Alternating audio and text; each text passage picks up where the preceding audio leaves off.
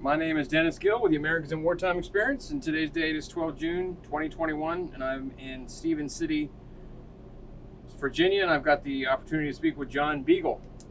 So if you could just tell us a little bit about yourself. Where were you born? Where'd you grow up?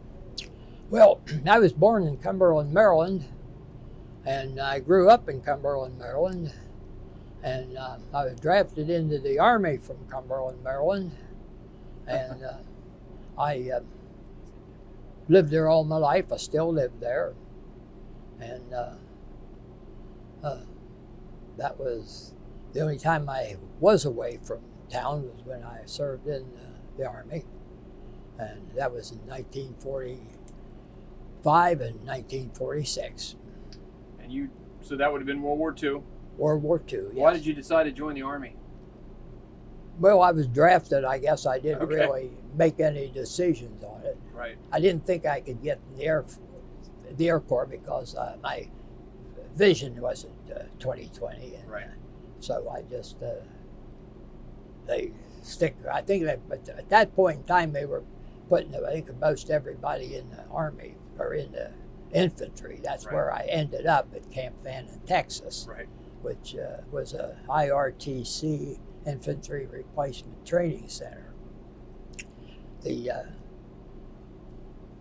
invasion of Japan was that's what was, I guess they thought they needed the infantry, and it was, I guess, to be started into, in the end there of 1945. Right. But then when they dropped the bomb on Hiroshima, why that sort of put the quietus on it. Right. And they had been telling us to try to get a bunch of 18-year-old kids to pay attention to what we were doing. We did Right. a lot of rifle shooting on the rifle range and all sorts of stuff. And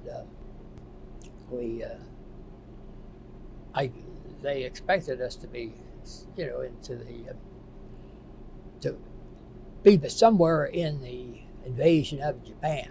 Right. But then that happened, and then the Army got into quite a confusion because they had so many people and they didn't know what to do with them. So they opened up a separation center there, and we helped to get that thing put together, and then they put us in there to help get the guys were coming back. They were coming back by the hundreds every day there, and they all wanted out for Christmas. They'd all been in the islands for, some of them 3 years down there, and they wanted to get out for Christmas. And so they worked their tail off, and all the time that we were there, they kept finding jobs for us. So this was just a temporary thing to keep us from sitting around, because they pretty much stopped all the training in the whole camp. It wasn't Right. just our division. Okay. And so then they had hundreds and hundreds of ex-infantry people that they had to find some place to put them, because they just couldn't stay there. So it took a while for us to get separated. And but then I was sent to Camp Chaffee. That was one I couldn't think of there, which Okay. is at Little Rock, Arkansas. And I didn't know what the place, what I was supposed to do until I was there about 2 days, and they told us that we were going to be tower guards at a German prison encampment. So they put two of us in a truck and took us out there one night or the next night, and it was, I don't know where, it was somewhere out in the boondocks of Arkansas. Took about, I'd say, close an hour to ride out there, and it was a big totally wire enclosed in entrenchment.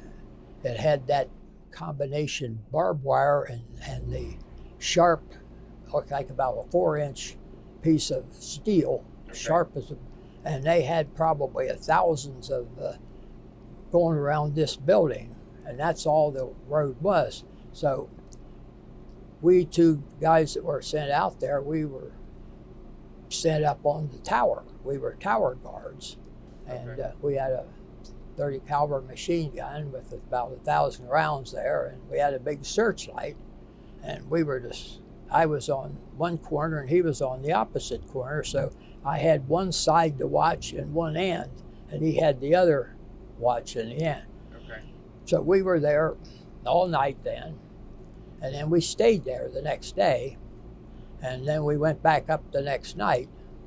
Then they took us back into Chaffee. We spent two days off. Then we were back out. So out and back, out and back. And that got kind of boring after a while. Right. So my name ended up on the bulletin board out there. There were 8 of us, and we were going to be leaving, told to pack everything, and we were not coming back, which was good news in a way, but we still didn't know where we were headed. Right. So they took us downtown, and we were to the train depot, and there were 4 Pullman cars there full of German. They were supposed to be trustees. So we were given 30 caliber carbines and a belt, a cartridge belt. We had to stand in the vestibules all night. Right. We rode out there. The train stopped a couple times. It stopped once to get water, and then it put on a siding, and the train went the other way on the same track. So we would get out. It was pitch dark.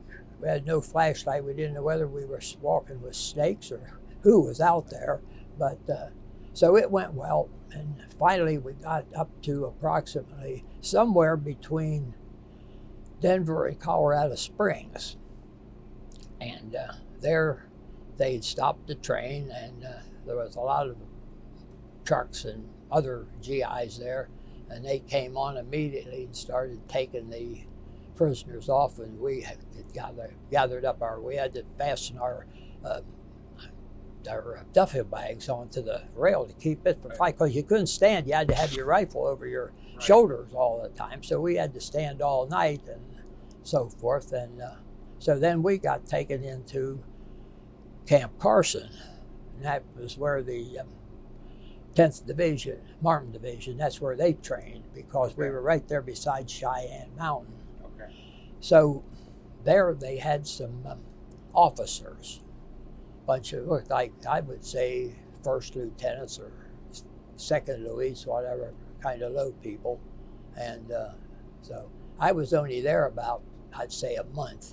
And then I was shipped up to Colorado, or up to Denver at the Englewood, which is closer to Denver. And that was a bunch of trustees up there. And they were a bunch of older guys. They were all had been in the Army 7 and 8 years, and they were very nice. I mean, they weren't mad at the Americans apparently, and they were very unhappy with Adolf. They all had businesses, and they lost businesses and their homes and the whole thing. Right. And so that lasted probably about a month. And I really went over lots and frequently and talked to them in the evening. I'd sit in there and I wanted to find out what was going on. There was nothing going on up there. And there were only about 5 of us GIs there. I think there were probably close to 50 Germans.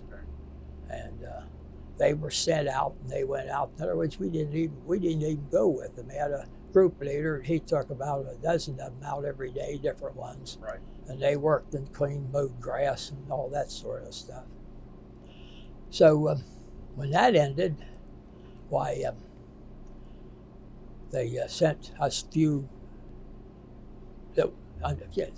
few GIs that were there. That was we were the guards. They sent us to camp to that place in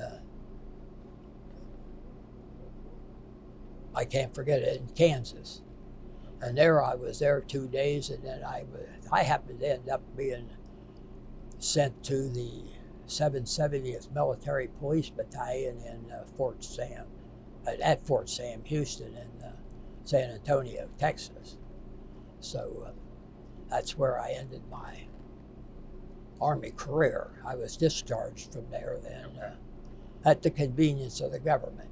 Right. In other words, they were still trying to get rid of people. Yeah. And that laid into, that's been a year from what, when we were, had the first, after when they dropped the bomb and ended that. So Right. then I was discharged on the 30th of November, or 28th of November in 1946. So Okay. back to Cumberland I went. I had started to work at I was a pretty good draftsman, and I worked out of school for about 6 months at the Allegheny Ballistics Laboratory. And of course, when I went back then, I went home and I checked back in with them, and my job was sitting there waiting on me. So then I worked for them for probably 20-something years in missile research and stuff. Right. So then I worked at, my dad was a contractor, and I'd worked some with him. And then also, then they called me back when the Polaris program was on for the missiles for the subs. And so I went back at ABL and worked then for another couple of years. And then they were getting rid of people again, and I lost my seniority, that 20-some years I had when I was there. Right. So then I went to work for Celanese Corporation, and I was a project engineer for them. And so then I retired. I taught engineering graphics and map drafting at Allegheny College for 13 years then as part-time. Right. So that's pretty much my life. Of course, I was married. I built my own home there and everything. And, Right. So I was married then for 62 and a half years. And so things went well. Good. Let me go back real quick. What was your basic training like? Was it kind of culture shock? I mean, anything? No, I mean, it's sort of what I thought. I mean, we had, a lot of marching and drilling and stuff like that. And then we had, on the rifle range, we had M1s and so on. They could kick like a dog. Your shoulders are sore. You can't hardly manipulate for a couple of days. Then we got I like the carbines. That's a sweet gun. And so we got on to them. And we just did the regular training. We had night training and with compasses and wandering through the swamps down there in Texas. But it was not that I know of. I mean, I'm sure that more individual, like say the mountain troops, they would have special training, because they have the mules and so forth. But we didn't have anything like that. But the training, I would say, was just average. Just average training. Did you ever have any interaction with the German POWs? Any personal interaction at all? Yeah. I did with the ones that right at the end. Right. Okay. Yeah. What were they like? Well, most of them were. There were several that were really nice.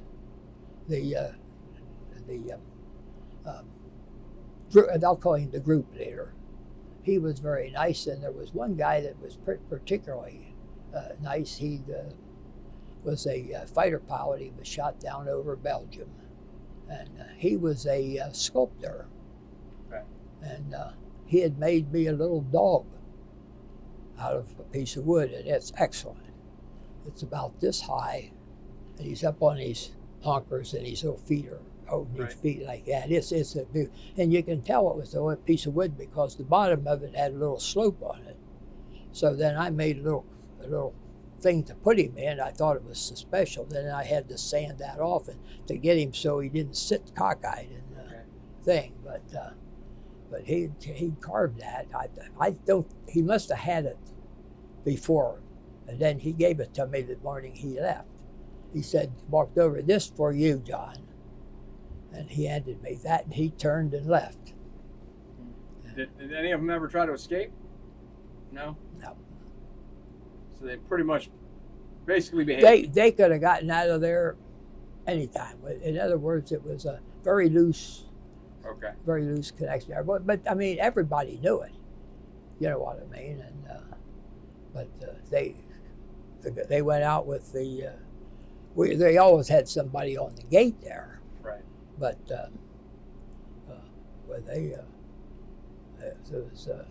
they were going home, and they knew that it was real soon, and they were just waiting to be repatriated back to Germany. And they had a bus came in there that one morning, and we weren't even told when they were leaving. We knew they were going to be going soon. Right. But that's pretty much the story. I didn't anything exciting. I guess the most exciting thing was I went over and chatted with these guys 3 or 4 or 5 evenings. You know, I just wanted to learn something. Yeah. You know, and I didn't feel afraid over there or embarrassed. There's always a bunch of them would come over and sit down and talk to you. They could all speak English. I couldn't speak any German. The guy that took care of our barracks there, right, he was an English teacher in Germany. He was teaching German kids English. So now you can imagine, you put a suit on him and send him downtown, and he had no accent at all. Right. I mean, his English was perfect. Wow. And he did all our cleaning. We never had to make her beds. He washed everything, washed her clothes, mopped the floor. That was a real good deal. That place was. Yeah. But so I did have some, communication with them there, and they seemed to be happy about it and so forth. We ate in the same cafeteria, although we didn't eat in the same table with them. But we went in there, and chow time, and we would eat there. Of course, there were only about 5 of us GIs there. So they could have left any time they wanted. There's no way we could have stopped them. Right. They didn't want to. No. No reason, no motivation to leave. No. See, so, we didn't have to worry about them, and they weren't worried about sneaking out and getting away. Now, that first bunch up at Camp Chaffee, they would have been in trouble. But if you shine the light in on them, if you'd see them starting to collect together, boy, they'd come over and put their fists at you.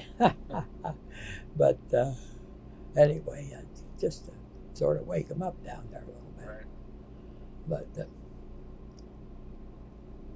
after they bombed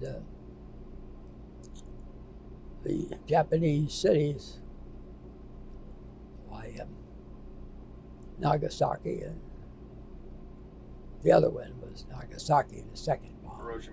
Hiroshima. No, Hiroshima was first. Yeah.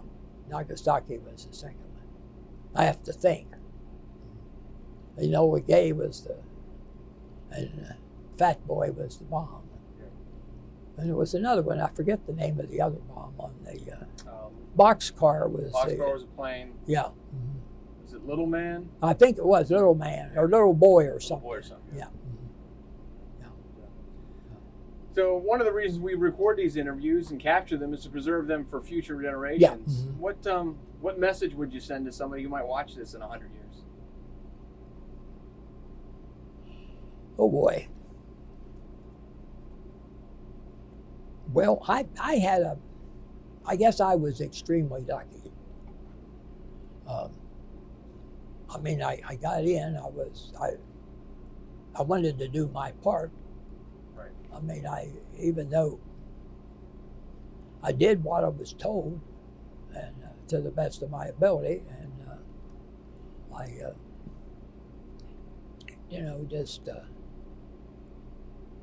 went where I was told, did what I was told, and we had our country was solid together, totally different than the way it is today, as I'm sure you know as well as I do.